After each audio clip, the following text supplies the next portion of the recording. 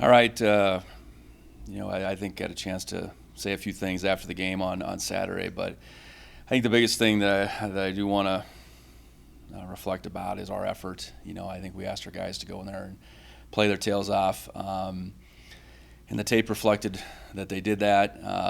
We made a bunch of plays in all three phases. We definitely had an edge in the special teams. The turnover margin was even, but then when you look at third down and then our red zone production, those are areas that we were behind the mark, behind what they were able to do. Then of course the penalty piece is something that largely we've been able to stay away from, but in that game, in that environment, it certainly caught up with us. So I think it's an effort that we can build upon. Extremely disappointed that the outcome was not in our favor. I think there's absolutely no moral victories in coming up close there. Absolutely none. We are 1-1, and that's the fact of the matter. We got to find a way to look at the things critically that didn't go our way and improve upon them. Good football teams can reset every day they come back, and for us that's Monday. The guys get Sunday off. So reset today, watch the film, learn from it, go out and practice, and we did that this morning, and find a way to get better this week and not let our opponent dictate how we feel about the game, how we go after the game, etc. So it's a real test for us this week to do just that, to reset and to go about our business this week and prepare for Stetson. Stetson's a 2-0 team out of the Pioneer League. Far from the accolades, certainly, than a South Dakota State, but it's the team that's in front of us next. And you watch their two games; they're aggressive. They're a 3-3-5 defense that's very aggressive in nature. And then on the offensive side of the ball, they have the ability to be explosive. They've shown that in these first two games. And any team that comes here, we have to put our best foot forward. And really this week as we complete the non-conference schedule, we got to come out of it better. And so we are prepared for Big Sky play in such a manner that we feel like end of September we're a better team than we were at the beginning of it. On the injury front, I'm sure everybody's wondering about Tommy. His situation, not being able to finish that game, was due to injury, obviously, and he's continuing to be evaluated. Haven't got definitive word on what that evaluation is going to be as of us talking right now, but obviously concerning. Tommy is a key part to our success, and not having him does just change us. It obviously does, but we will have to move on whether we have him this week or not. Otherwise, I think that was a really physical game, but I think we got out of it pretty well, and that's the nature of football. You're going to have those physical games that you go after it, and you're going to walk away stiff and sore, but ideally, come the end of the next week, you're ready to go, and that's where we're at right now. Looking forward to Stetson, and looking forward to continue to improve this football team. I guess just looking back on the film, reflecting on the SDSU game, what did you think of just the run-pass balance on offense, especially in the red zone? Well, I think it's easy to come in on Sunday and Monday and say we should have done this, we should have did this. I think field position-wise, we had an advantage, and we moved the ball well with that advantage in mind. Could we have passed it more? Should we have passed it more? I think, yeah, you'd say yes at this point. Were there some things inside the 5 that even schematically we could have done differently, we would have liked to do differently now that we know they didn't work? Yes. I think, we went in with a plan. I think it was obvious that plan was to probably lean on our quarterbacks a little bit more in the run game. But I think once you come out of it after 2 games and you recognize that we have a good stable running backs right now, and we ideally can lean on them a little bit more. And at the same time, our receiving core has been limited personnel-wise, and that's maybe dictate our thoughts a little bit. But there's no question you come out of that and say, hey, yeah, you wish you could have done this, this, and this. But I think you can't look back and change anything. All you can do is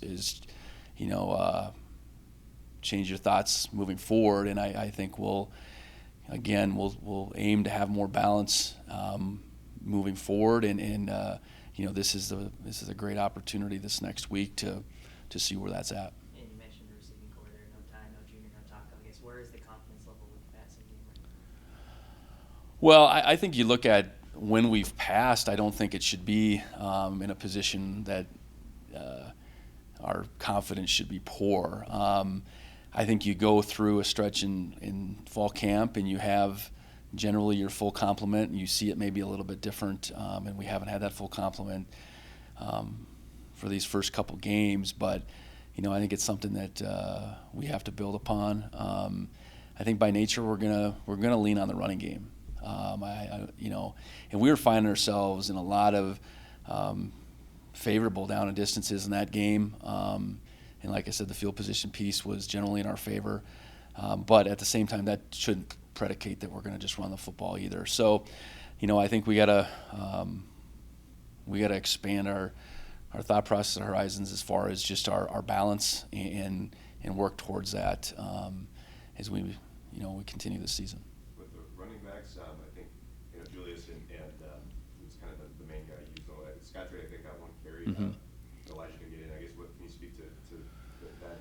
Well, I really liked how Julius ran the football, and we've talked a little bit about it. There's some set rotation, but once you get going, sometimes the hot hand prevails. And that game was generally shortened, just play-wise. And Julius, I think, really continues to flash like we hoped he would. Jared, with his performance the week before, probably earned a little bit more favor going in this game. Had those opportunities in. Scott Trey is still young and didn't get as many. In that game, to say you're going to get much more beyond three guys involved in the attack, I think probably wasn't going to happen on that day, given how many times our quarterbacks carried it. And there was a fair amount of read plays within that the ball potentially could go to the running backs or to the quarterbacks, but there was a heavy quarterback run game, and that in itself, it limited the opportunities for the running backs. And so Scott Trey was heavily then? Oh, yeah.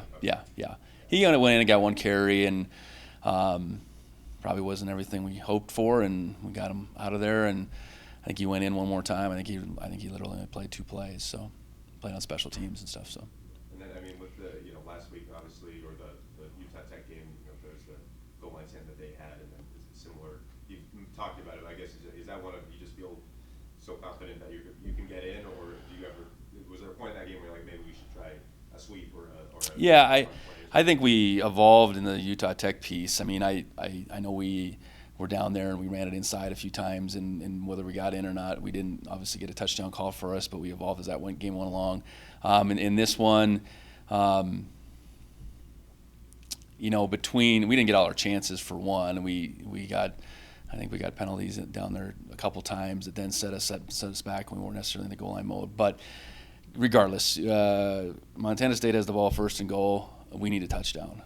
We need a touchdown first down, and we got to figure out a way to get that done. And if that's getting the ball outside, if it's throwing the ball, we got to be able to do that. And we didn't get it done in that game. That's terribly unfortunate because you block a punt and you have all the momentum there to grasp in your hand, and then you settle for a field goal. You give a bunch of it back, So that was a really poor sequence for us, and I know there was a penalty within that as well. So there's no doubt I think we can hand the ball off to our running backs more down there. We don't need to rely on the quarterbacks to score, and we got the means to be able to put the ball in different places. We just didn't in that game.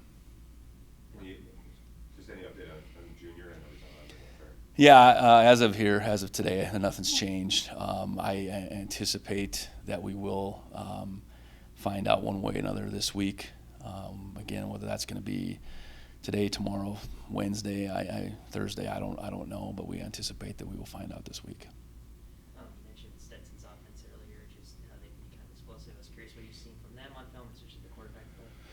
Yeah, they've you look at attempts, they've played two guys, but number 12 is really it seems to be their main guy, and he can throw it around pretty good. I think has a solid command. I know they got speed on the outside. They've hit deep balls in these games, and they have a couple running backs I think that can really go and not only can run it but can catch it as well. So,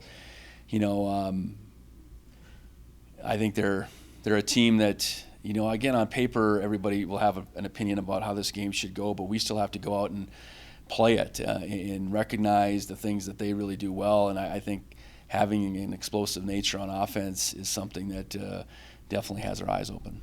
And then defensively, that 3-5, and they got some talent on the back end too. Just what do you see from them?